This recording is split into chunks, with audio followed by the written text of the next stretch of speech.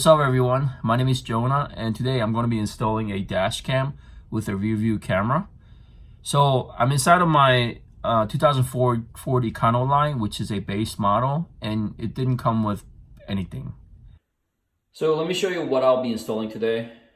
This is due to Bell mirror dash cam that comes with front facing camera and rear facing camera, and I picked this up from Amazon for $69, which is super cheap. So starting with what's inside, I just basically took everything out so I can explain. But this is a rear view dash cam that's basically an attachment to your existing rear view mirror using this rubber band.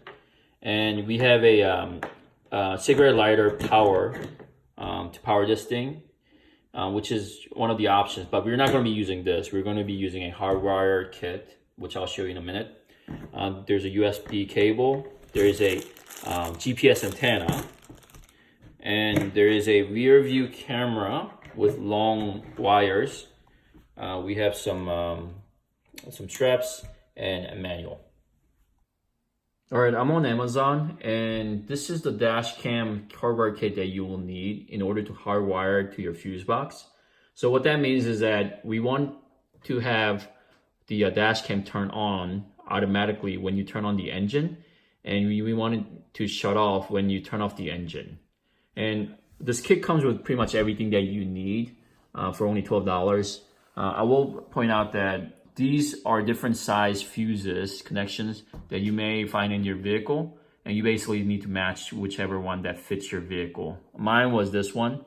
And then also, if you look at the connection closely, these two rows where my fingers are the slots for the fuses, and there's two slots for the fuse, so you will need to fill in both of them. And I think mine only came with one. I don't know if I lost the other fuse, but it definitely need two fuses.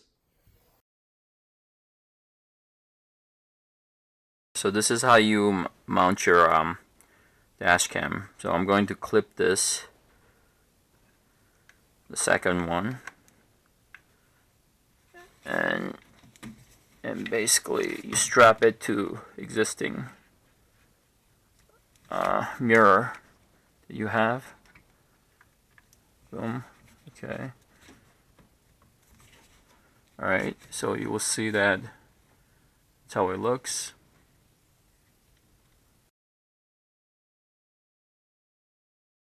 I am in the process running wires, AV wire, to the rear of the van. So this will go to the backup camera, this wiring.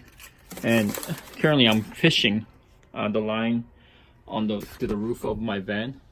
So I have this this wiring kit. I think I bought it at Amazon or Home Depot.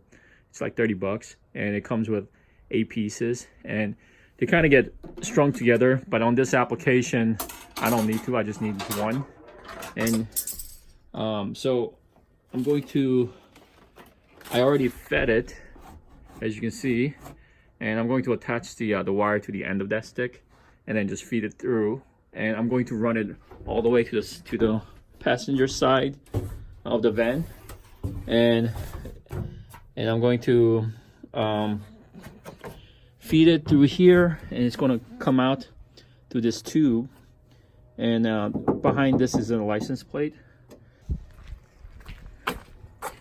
and I'm going to attach the rear view camera like right here.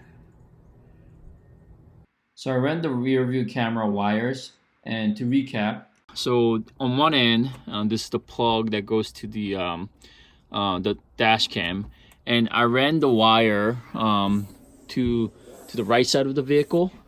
And you see this right here on this, I made a hole right here. So as you can see, the wire, there's a couple wires here, but the black wire is the one that is going to the rear view camera. And basically it ran up and then down to the back side of this. And there's two wires, one that's signal wire, and the other one is the camera wire. And the camera wire gets connected to the rear view camera.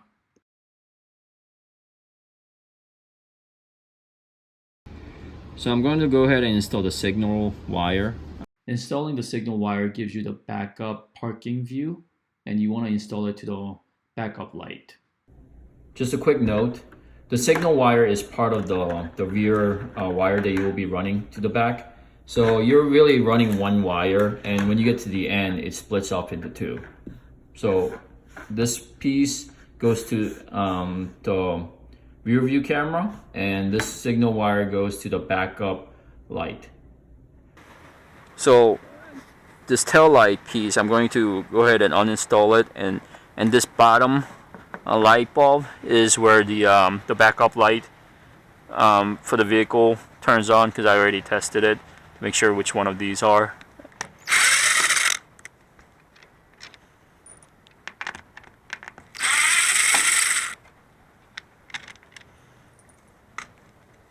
Okay. Alright, so they came off, and I need to somehow hook onto this. So I just fished this line through, and then I'm gonna cut the reverse wire, this red stripe one, and then I'm gonna connect it. And if that's not the one, then it's the other one. Twist this off, get to the side, and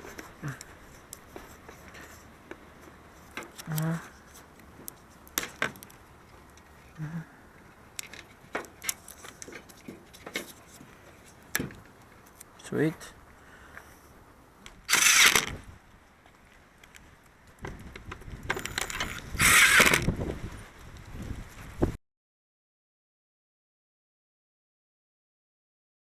In this section, I used a hardwire kit to install power from the fuse box to dash cam. This is a USB plug that goes to your dash cam. That's the one end. On the other end is your fuse box. So over here where my finger is, that's the slot that I found on my vehicle that powers on only when the vehicle is on and powers off when the vehicle is off. And you can find this by reading your car manual. So that may not be always straightforward. So the other option is you can do trial and error by plugging into fuse slots until you find the one that works for your vehicle. So when you turn on the engine, the dash cam powers on. When you turn off the engine, the dash cam powers off. In addition to your fuse adapter, you have a ground wire that you have to mount to something solid metal, which is what I did here to a metal screw. This next footage shows how I ran my line from the fuse box to the dash cam. This red line, over here I tied it down, but basically it runs to the side of the vehicle underneath this footstep and to the side of the where the driver's seatbelt is.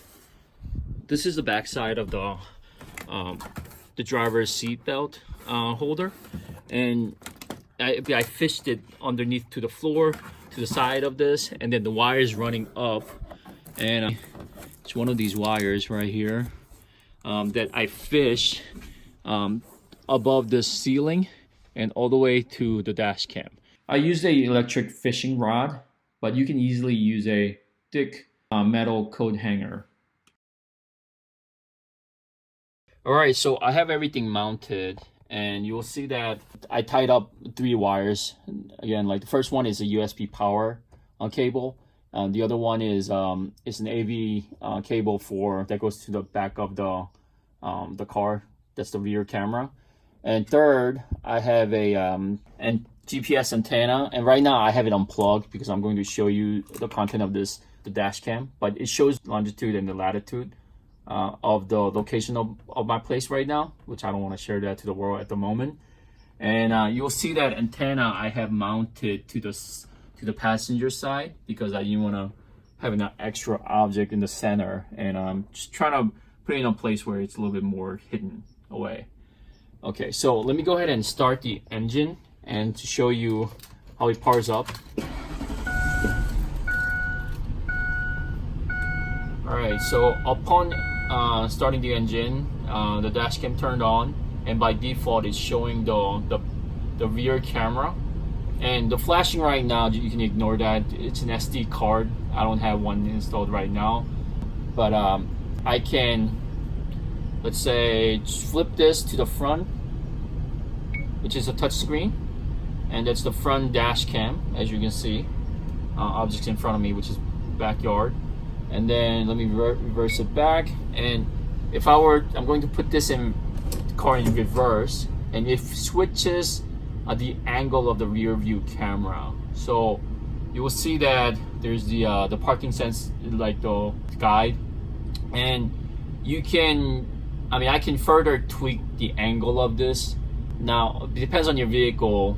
You know, if you have a van, or if you're wherever you're mounting it, you can choose to show like the bottom of your bumper, so you get a better sense of the proximity between your back of your vehicle to whatever object as you're parking behind you. But you know, that's definitely something that I can tweak as well. You can do that with this camera. It's crazy to think this whole unit costs like less than $85. I don't know how these companies make money. And not just this one, but some of the other Rearview camera dash cam system that I looked at was around that price, or like a little bit more.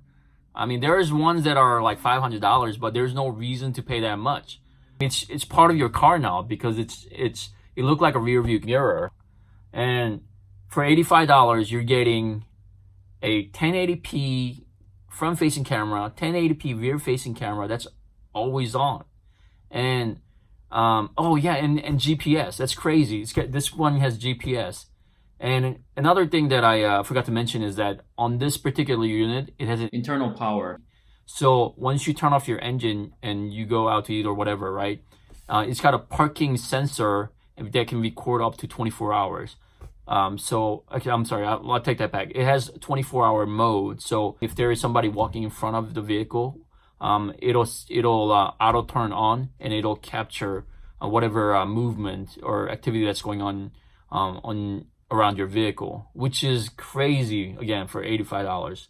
So I'm really happy with the installation. I think I may consider installing this to my other used trucks. I have a Dodge Ram sitting behind me, so I'll probably do that for my Dodge Ram as well. There's a 2010 model. So I think this was money and time well spent, in my opinion. I hope you enjoyed this video, and if you like this video, please hit the like button. And if you'd like to see more installation videos like this, please hit the subscribe button. And I would love to get your feedback and comments below, and let me know how I could have made this video better. So I thank you again for watching this video, and I hope to see you next time.